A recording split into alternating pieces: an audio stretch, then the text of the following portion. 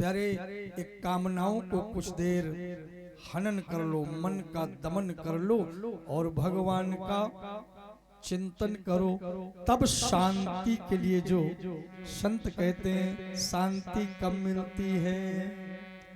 बोले जब कामनाओं का दमन कर लोगे। जय श्री सीताराम।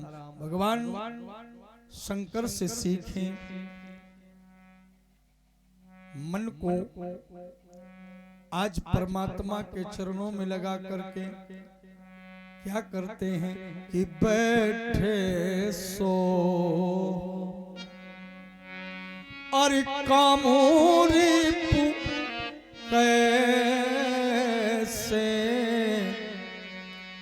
तो धरे वो शरीर। हाँ ये शांति रस जैसे। जब आप अपनी कामनाओं का हनन करके कथा में बैठेंगे तभी कथा का रस और भक्ति की ओर मन उन्मुख होगा।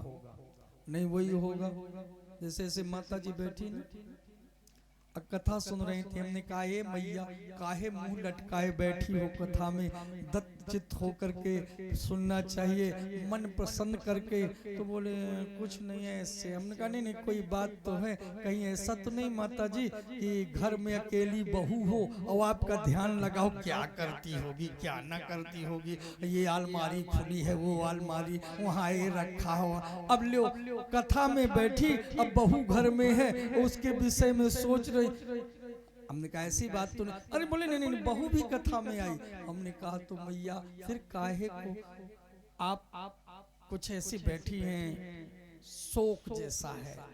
भगवान की कथा में प्रसन्न चित्त होकर के बैठना चाहिए।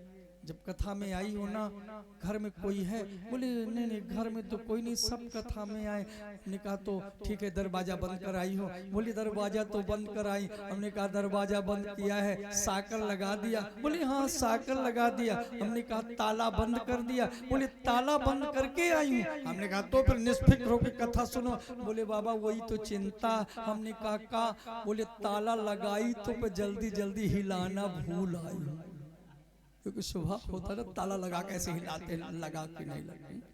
अब बताइए आप, तो मन वहां भटक रहा है तो यहाँ शांति मिलेगी।